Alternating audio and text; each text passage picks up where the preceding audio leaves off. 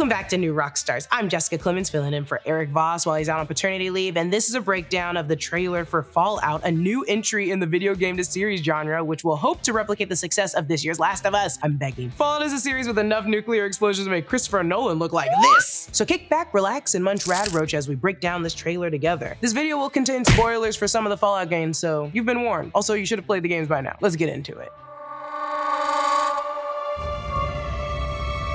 I know that I've lived a relatively comfortable life. Stop! Lucy! Okay, so we open on a hallway shot inside of Vault 33. Vault 33 is a new vault created for the show located outside of Los Angeles near Santa Monica. In the games, a multi-conglomerate named Vault Tech sets up our vaults as a way to keep the public safe during times of nuclear fallout, but also as a way to run social experiments on the inhabitants. Definitely getting some Dharma Initiative vibes from this, especially with that appearance from Michael Emerson. This show will take place in the year 2296, about 219 years after the nuclear event that turned Earth into a wasteland. So everyone we meet in the show will be generations removed from the nuclear fallout and has only known this version of survival. We got a shot of our protagonist Lucy, played by Ella Purnell, and her vault mate as they approach the vault door. On Lucy's left arm is a Pip-Boy, a wearable computer issued to every vault dweller that monitors vitals, stores useful information about the wasteland, and can even act as a tape player for all those times people leave voice recordings around during the apocalypse. You know that happens during the apocalypse. As Lucy's vault mate begs her to stay, notice the body lying on the vault floor. Clearly something changed between Lucy's approach to the door and it actually opening. The cut on her lip also seems to imply she had to get into a little scrape with another vault dweller in order to get the door open, or perhaps this is from the Vault 33 skirmish we later see in the trailer. On to the next clip.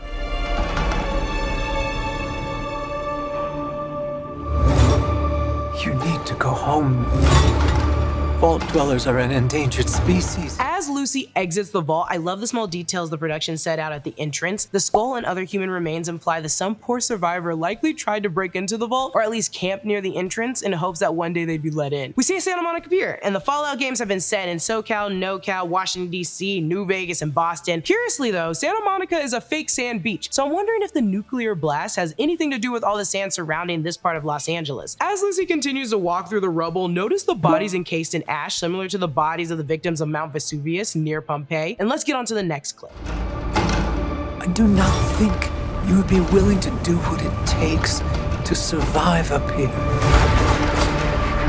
If you insist on staying. Fallout is back, baby! We see a shot of Radroach entering a decaying building that Lucy approaches, certainly looking for some kind of loot. Perhaps she'll eat her first irradiated critter here and have to learn more about the powers of Radaway, a serum that can remove radiation from a person and a scarce resource in the wasteland. Lucy continues walking and passes what looks like to me a commercial fishing vessel, considering the crane-like structures at the bow and stern of the ship, likely further emphasizing the scarcity of food in this version of Earth. Michael Emerson plays a new character for the show named Will Zig. I wish I was joking. He warns Lucy about life outside the vault, saying, I do not think you would be willing to do what it takes to survive up here. If you insist on staying, then you will have to adapt. There's a long tradition of cannibalism in the Fallout universe. It's possible Will Zig is speaking about different undesirable food offerings in the wasteland as Dogmeat devours a radroach. We have more on Dogmeat in a little bit. Don't worry, he's coming up. Cannibalism exists in some form in every Fallout game, mostly something practiced by certain factions of raiders, which I'm guessing Will Zig is here. Will Zig is accompanied by a German Shepherd dog. In the Fallout games, you can travel with a companion, often a dog named Dogmeat. Dogmeat is a bit like James Bond in that there is no one dog named Dogmeat. Dogmeat rather is a name for your dog companion in the games. I expect this dog will be no different. I'd guess Lucy has to kill Will Zig early in the series and keep Dogmeat until she meets the ghoul, who is often photographed with Dogmeat and other promotional photos. Okay, so in this clip we hear Nat King Cole's I Don't Want to See Tomorrow. Fallout's in-game radio and its trailers are often accompanied by music from the Cold War time period. Most famously, the Inksbox cover of I Don't Want to Set the World on Fire appears in Fallout 3, Fallout 4, and Fallout 76, and their track Maybe was featured in the trailer for the original Fallout RPG. The song's lyrics of tomorrow, so they say, will be a lovely day, a bright new sun will suddenly break through, could be in reference here to the atomic bomb and the brings of a new dawn to this world. Another shot shows a trio of vertibirds landing in what I assume is a Brotherhood of Steel base. Vertibirds were created by the United States military before the Fallout, but with no US military in existence, they've mostly been co-opted by the Brotherhood of Steel, a faction that spun off from members of the former US military. Its stated purpose is to keep up and regulate pre-war technology in the wasteland, but like any military body without oversight hasn't always been as altruistic as they claim. Next, we meet Maximus, played by Aaron Moten. Maximus is a squire to the BOS member he sits across from, who wears a set of T-60 generation power armor sporting the Brother of Steel faction logo. The lettering on the side of the vertibird reads 532D, which is the designation number for a training squadron of the US Air Force Base in Vandenberg, California. One-shot energy? I'll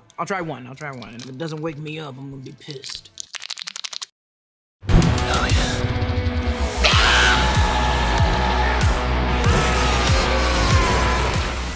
I know Kung Fu.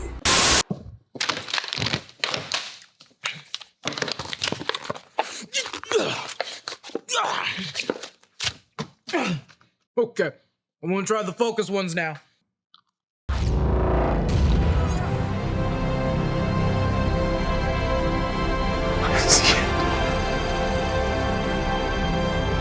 Eternity.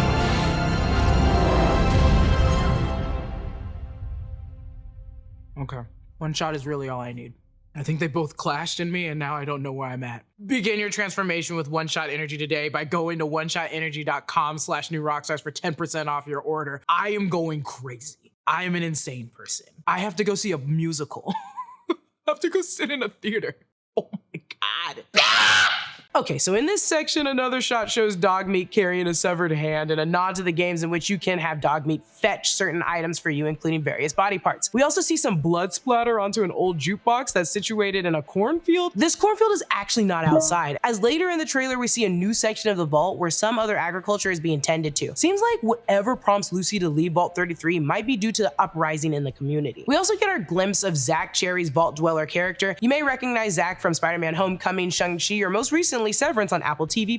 We're big cherry heads here at New Rockstars. Lucy approaches a settlement named Philly. Even though it's located in California and is presumably run by Walton Goggins' Ghoul character, this settlement is evocative of Megaton in Fallout 3, or maybe even a smaller version of Diamond City from Fallout 4. The settlement is made up of scrap sides of shipping containers, a building is made from an airplane fuselage, and the sign of the supply shop is falling apart and cobbled together from various working signs found around the wasteland. We get our first look at Walton Goggins' Ghoul. There are many ghouls in the Fallout universe, humans that have been exposed to so much radiation that they've mutated over time. Most ghouls become feral, zombie-like creatures, but there are some exceptions like Goggins' character here. Goggins is currently credited as the Ghoul, but will likely have a real name considering ghouls can live for centuries. The Ghoul stands in front of several mannequin heads on poles. These mannequins, a definite presence in the game, actually come from real-life Doomtown mannequins. They were set up in fake neighborhoods running nuclear tests to discover the effects of radiation on humans. God. Next clip.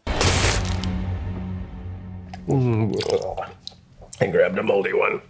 Alright, first we have a settler growing what looks like potatoes. Doesn't look like he's having too much success. Ghoul fights off some invading raiders in Philly, then we meet Chris Parnell's Overseer character. This is a different vault than Vault 33. You can see in the background it looks a bit cleaner and better kept up. As we mentioned earlier, Vault Tech has a history of experimenting on Vault Dwellers. The Overseer Cyclops look is likely an effect of the experimentation. Okay, so in this clip we see a turret firing on someone with a sign, "Please remain calm." The type of bleak humor found in the games which will certainly make its way to the TV show. One team would beat the other team to death with these things called baseball bats, and the best bats were called swatters.